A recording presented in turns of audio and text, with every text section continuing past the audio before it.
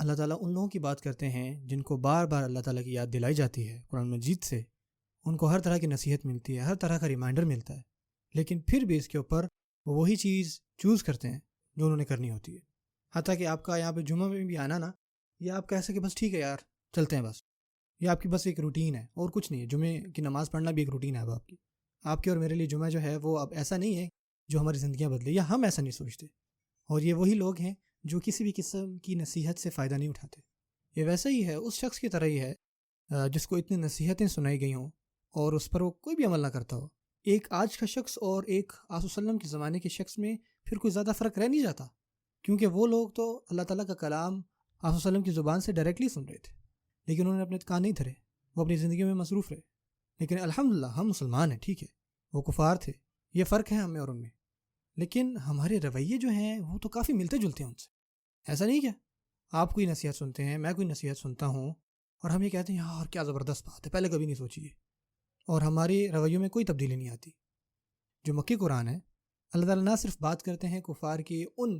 عقیدوں کے اوپر، بلکہ اللہ تعالیٰ جو ہے بات کرتے ہیں ان کے اعمالوں کے اوپر بھی۔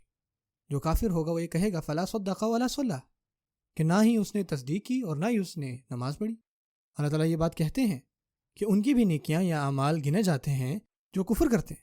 یعنی اس نے نماز کیوں نہیں پڑھی، اس نے کیوں نہیں ایمان لایا، اور اگر وہ ایمان لاتا تو اس کے اعمال سے ظاہر ہوتا۔ یہ جو پیسج ہے سورۃ الفرقان میں، جو کہ میں نے آپ کے سامنے پہلے عربی میں پڑھا تھا، قیامت کے دن کے بارے میں ایک حال سنایا جا رہا ہے، اور اللہ تعالیٰ حکمت میں سبحان اللہ وَكَانَ يَوْمًا عَلَى الْكَافِرِينَ عَصِيرًا،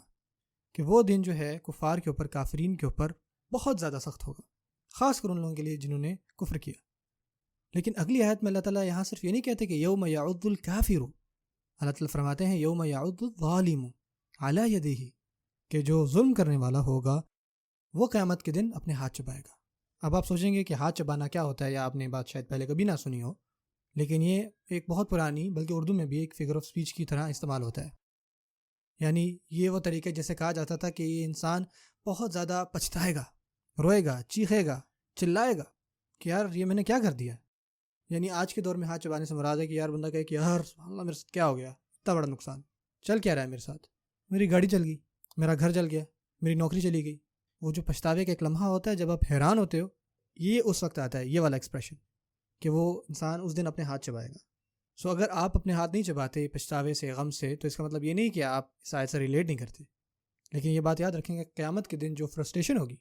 اس کے صدمے میں وہ ایسی ایسی چیزیں کرے گا کہ جو اس کی سمجھ سے باہر ہوں گی، اور یہ ہم زندگی میں بھی بعض اوقات ایکسپیرینس کرتے ہیں۔ مثال کے طور پہ وہ لوگ جو بہت ہی پریشان ہوتے ہیں، یا کسی مسئلے میں گھرے ہوئے ہوتے ہیں، یا کسی کی سرجری ہو رہی ہے، وہ ہاسپٹل میں ہے، اب مجھے بتائیں کیا وہ آرام سے بیٹھے ہوتے ہیں؟ نہیں، وہ کبھی چل رہے ہیں، کبھی بیٹھ رہے ہیں، کبھی ادھر جا رہے ہیں، کبھی ادھر جا رہے ہیں، آرام سے بیٹھ نہیں پاتے، یا ان کو جب خبر ملتی ہے تو وہ اپنے چہروں پہ ہاتھ رکھ لیتے ہیں۔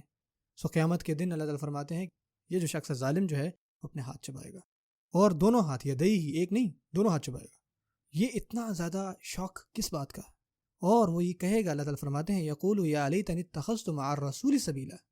وہ کہے گا کہ کاش کہ میں نے رسول اللہ صلی اللہ علیہ وسلم کے راستے کو اپنا راستہ بنایا ہوتا،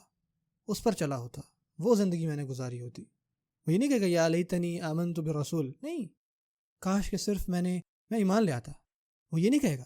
وہ یہ کہے گا کاش کہ صرف میں وہ راستہ ہی اختیار کر لیتا جو کہ رسول اللہ صلی اللہ علیہ وسلم کا راستہ تھا۔ اب یہاں پہ کیا بات واضح ہو رہی ہے کہ آپ صرف قبول نہیں کرتے، جو کہ الحمدللہ ہم کرتے ہیں، ہمارا ایمان ہے، لیکن اس سے آگے بڑھ کر ہم عمل بھی کرتے ہیں۔ ایمان لانا صرف کافی نہیں کہ ہم آپ وسلم کے بتائے ہوئے راستے پہ چلیں، ان کی اخلاقیات سے سیکھیں، کس طرح بات کرتے تھے، کس طرح وہ شکر ادا کرتے تھے، کس طرح وہ لوگوں کے ساتھ رویہ رکھتے تھے، کس طرح وہ اپنی تجارت کرتے تھے، ان کا برتاؤ غیر مسلموں کے ساتھ کیسا ہوتا تھا، ان کا برتاؤ بڑوں کے ساتھ کیسا ہوتا تھا، بچوں کے ساتھ کیسا ہوتا تھا، ان کا تعلق اپنی ازواج کے ساتھ کیسا تھا۔ یہ ہے سبیل،